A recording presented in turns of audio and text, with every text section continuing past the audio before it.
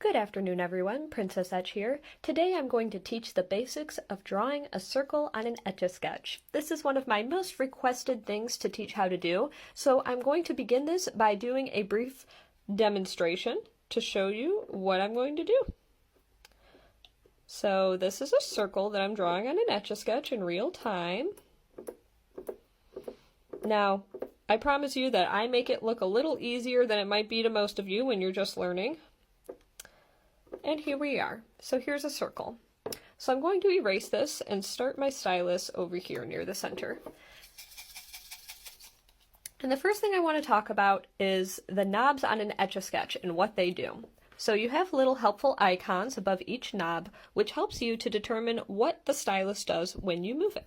So this side goes horizontally, or when you turn it counterclockwise or toward the left, it makes it move left, or it makes it move right when you turn it clockwise or toward the right, like so.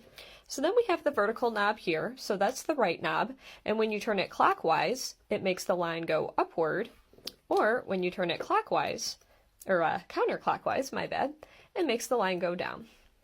So that's the basics for drawing lines on an Etch-a-Sketch. Now let's get down to circles. So I'm going to erase my Etch-a-Sketch again. And now I'm pulling out a helpful little transparency that I created for my workshops. One of the many things I do as an Etch-a-Sketch artist is teach workshops on the basic of Etch-a-Sketch. So I have placed this little transparency here, and the bottom three shapes are what I'm planning to focus on today. I consider these to be the building blocks of drawing a circle on an Etch-a-Sketch. So first, let's find out where our stylus is. Here's a helpful little hint. So I'm going to bring my line to where I want to begin. I'm going to push it maybe up here. And now when I erase my Etch-a-Sketch like so, where the stylus was left off last is where it's going to begin. So I'm going to place this transparency on the screen and essentially trace over this first shape here. So the first shape that you see on the left, which is kind of a blocky combination between, I'd say, a square and a circle, is designed to get you comfortable with which directions you need to turn the knobs in order to accomplish a circular-like clockwise shape. You can turn the knob in either way. You could have made this clockwise or counterclockwise. It doesn't matter. So the next shape is what I consider to be the missing link. So this stop sign-like shape, or octagon, is really helpful in getting you used to turning both knobs simultaneously. So we need to go up and to the right, which means we need to turn the left knob toward the right, which is this way, and we need to turn the right knob upwards, which is also this way. So we're going to turn both knobs right. And now we're at the horizontal point, which means that we only need to turn the left knob. We're going to turn that right. And I'm going to just offset this a little bit so you can see what I'm doing. And now we're going to turn the left knob toward the right because we still need to go that direction, but we need to go down this time instead. So I'm actually going to turn both knobs inward, like so. And now we just need to turn the right knob. Now we're going to switch to turning both toward this direction over here. It's funny, it's actually harder for me to explain this than for me to do it. It's such muscle memory. So now we're going to just need to turn the left knob because we're working purely horizontally.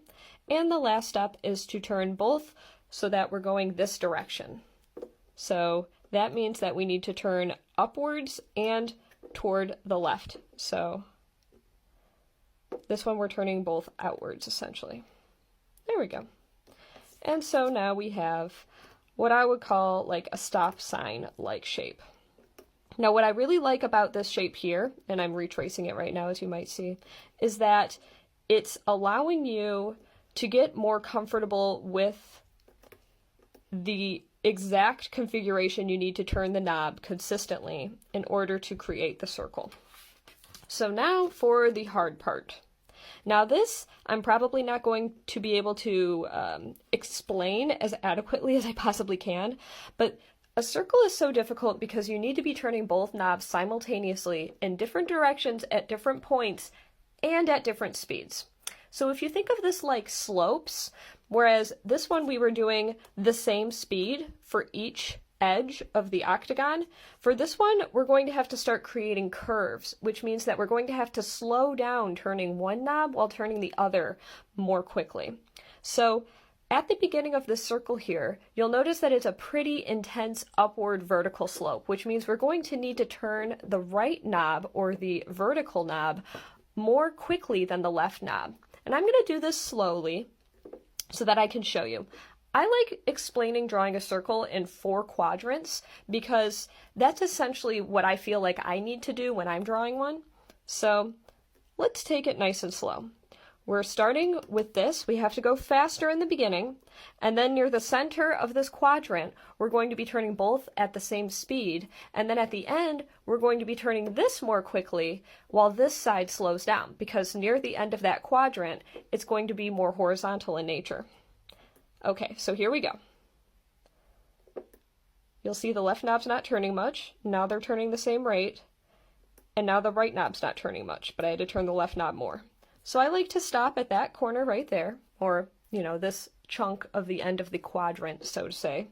So that's where the first part is. Now we need to think about which way do we need to turn both knobs for the second quadrant. Okay, so we have the left knob. We know we need to go toward the right, so we need to go clockwise, or inward, if you want to consider this like the center, inward. And now for the right knob, we need to go downwards, which means that we need to turn the Etch-a-Sketch knob. Let me think here for a second. I'm going to do a test for that. Okay, we also need to go inwards for that knob too.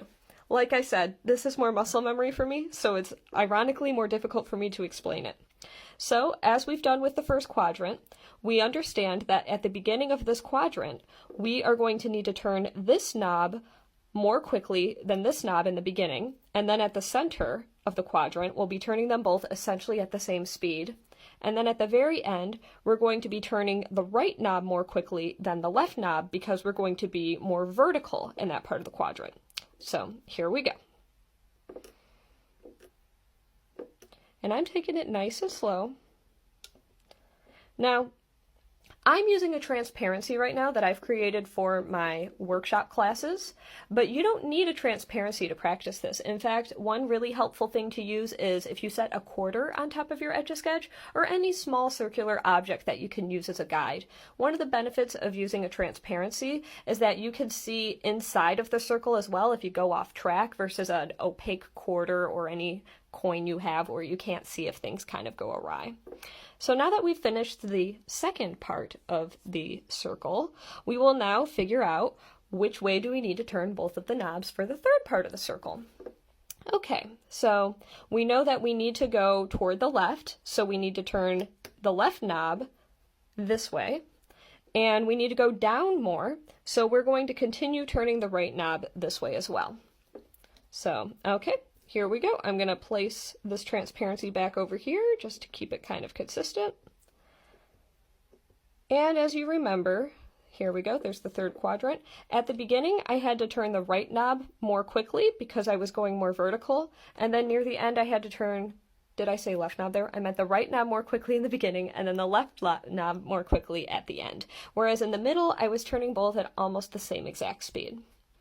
Okay. So now this might be considered by many to be the most tricky part. We need to connect this to this part. But let's use some logic here to figure out which way we need to turn the knobs for this last part. Okay, so we have the left knob. We know we need to keep going toward the left, so we need to turn it this way.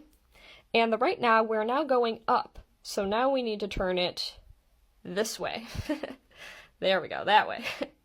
Okay, so at the beginning of this, we're going to need to turn the horizontal knob a little more quickly because we're more flat at the beginning of the circle. And then in the center, we'll be turning both simultaneously at the same speed, roughly. And then at the end, we will be turning the vertical knob more quickly than the horizontal knob. So I'm going to move this out of the way, and let's do it.